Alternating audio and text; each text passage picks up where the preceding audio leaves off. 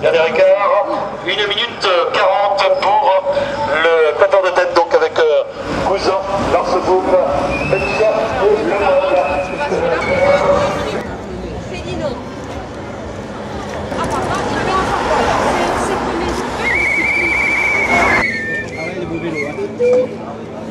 C'est le courant, le vent qui fait tourner.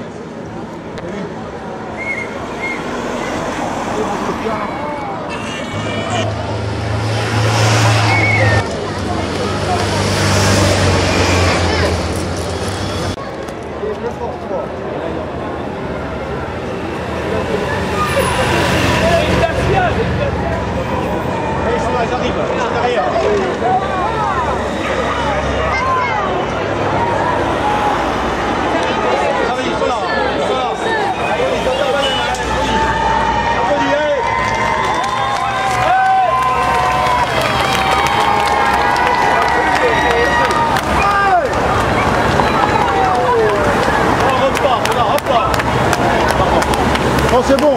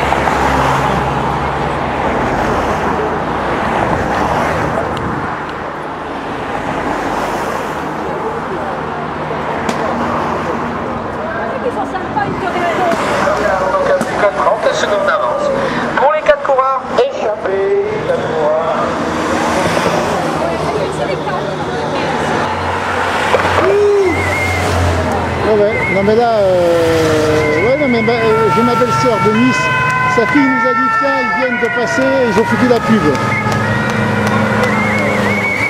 Voilà. Ouais. Bon bah ça y est, on les a vus. Hein. Ah oui, oui, très très bien. Bah, putain, 3 hélicoptères les uns derrière les autres là-haut. Bon, bon. Bon Jean, j'arrête, plus tard. 1, 2, 3, 4, 5 hélicos.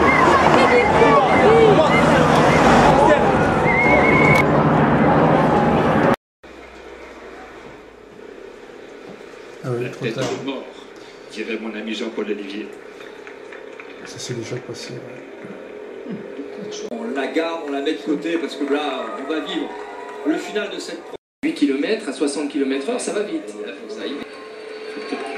Il recule de quelques mètres pour bien parking, là, à droite. Là, ils arrivent, hein. Ils sont là. Tour de France, du 100e Tour de France, Jérôme Cousin pour le Team Europcar. Nous, on n'avait rien dit. Enfin, moi, personnellement, je ne vous ai pas influencé. Pas du tout, non. Je pense que c'est légitime, c'est mérité. C'est lui qui a été l'initiateur de cette première échappée, qui lui a redonné vie. Donc c'est bien Le mérité. car est coincé, donc ça pose un gros problème parce que vous doutez bien qu'il faut enlever le car. Il faut surtout maintenir cette grosse plaque de ligne d'arrivée pour qu'elle ne tombe pas justement. Et en ce moment, ben, vous voyez, tout le monde s'affaire pour essayer de trouver une solution.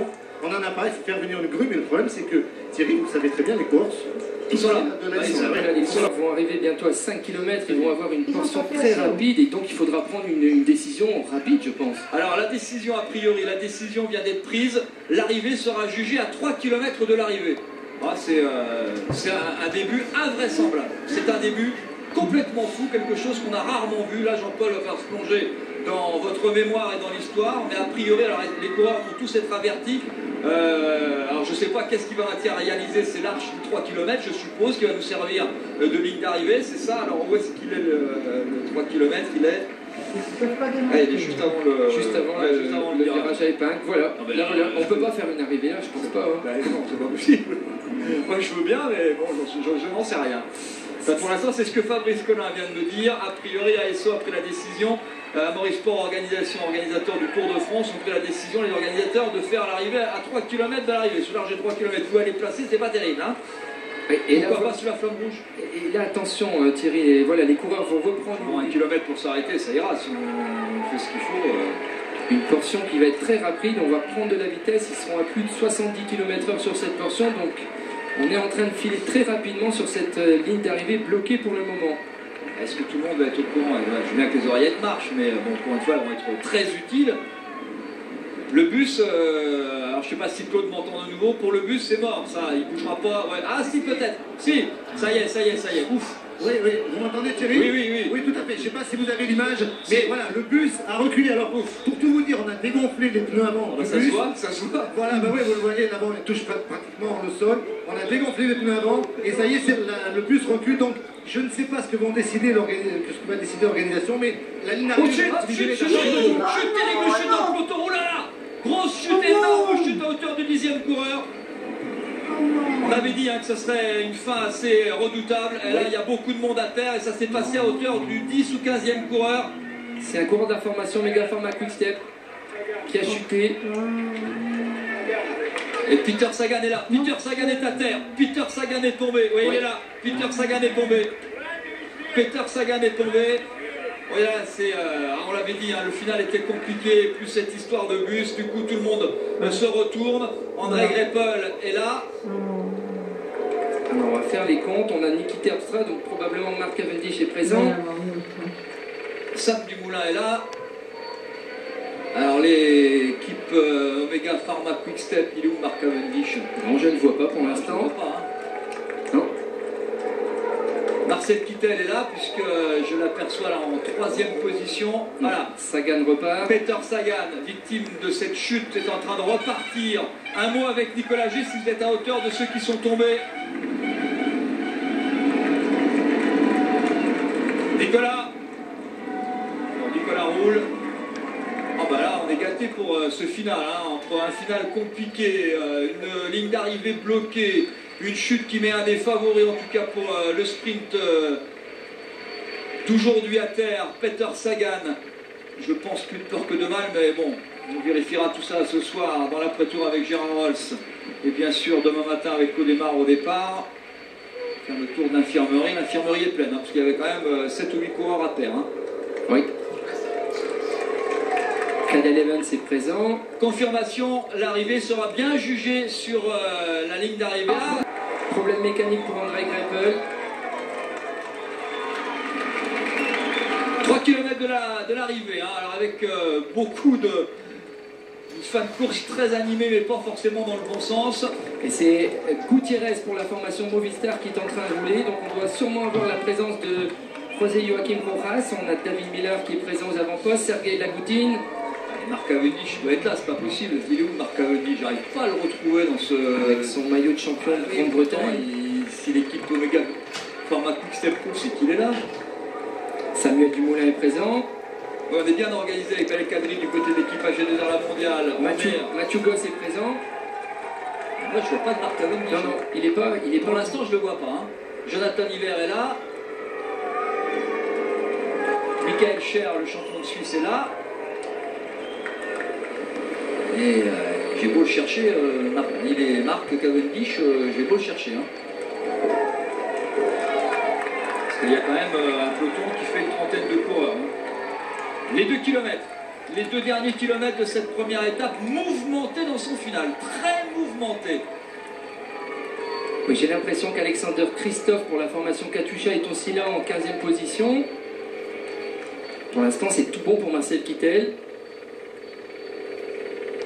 Et peut-être même John Degenkolb. Il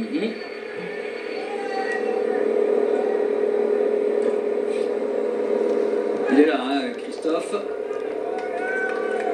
Et c'est John Degenkolb en personne qui mène le peloton, donc on joue la carte Kittel. Il y a Chris Bockmans aussi qui est là pour l'équipe Vacances Soleil. L'équipe Orica Greenedge avec Simon Gerrans à droite. C'est Niki Terpstra qui prend la tête des opérations. Alors, c'est surprenant. Non, il doit tenter le coup en solitaire. Il fait le kilomètre. Niki Terpstra, il fait le kilomètre. Ça veut dire que Mark Cavendish n'est pas là. Alberto Contador a été retardé sur chute. Est-ce qu'il est tombé? J'en suis pas sûr, mais il a été retardé sur chute. Le dernier kilomètre, on est dans le dernier kilomètre. Avec Niki Terpstra qui fait le coup de ce qu'on pourrait appeler Jan Raas, un autre Hollandais célèbre qui était lui réputé pour son dernier kilomètre.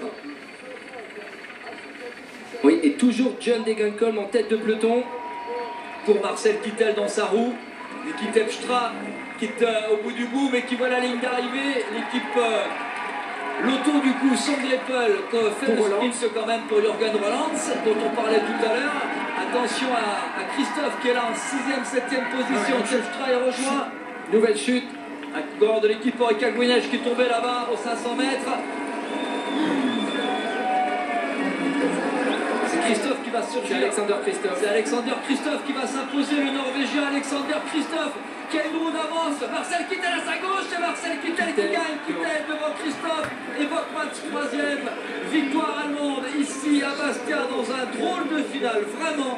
Vraiment un drôle de finale. Mais l'équipe Argos Shimano avec Marcel Kittel s'impose ici à Bastia. Marcel Kittel, le coureur allemand, sera donc bien le premier maillot jaune du Tour de France 2013. C'est sa première victoire à Marcel Kittel sur le Tour de France. 25 ans, le coureur allemand qui vient dans les derniers mètres sauter Alexander Christophe, le coureur norvégien de l'équipe Katusha. Oui, et c'est Matteo Trentin pour la formation Omega Pharma Quick-Step qui avait lancé le sprint un peu tôt. Ah, c'est un final incroyable. Hein. Un final incroyable. Moment d'émotion avec ce bus coincé sur la ligne d'arrivée. Cette grosse chute, parce que là, il y a eu aussi beaucoup de réponses dans l'après-tour avec Gérard Rolls. Fin de cette première étape ici à Bastia, c'est donc une victoire allemande, la première sur un Tour de France pour Marcel Kittel, premier maillot jaune du 100e Tour de France. Une phase de pub et on revient avec Gérard Rolls pour l'après-tour, à tout de suite. C'est pas l'antenne ? Tour de France, la première étape entre Porto Vecchio ce matin et Bastia, 213 km. L'île de beauté, la beauté du Tour. Nous avons eu du ciel bleu pratiquement tout le temps, des paysages somptueux et c'était prévu pour ces 3 étapes Corse. La Corse qui enfin accueille le Tour de France. Tout le monde s'est réjoui aujourd'hui de voir le peloton de 198 coureurs s'élancer pour les 3404 km de ce Tour de France, partant de Porto Vecchio ce matin dans une ambiance de fête formidable. Le camion étant réglé, la ligne d'arrivée s'est particulièrement bien, a été particulièrement bien organisée aujourd'hui. Et donc, on va retrouver Marcel Kittel sur la plus haute marche du podium, dans quelques secondes.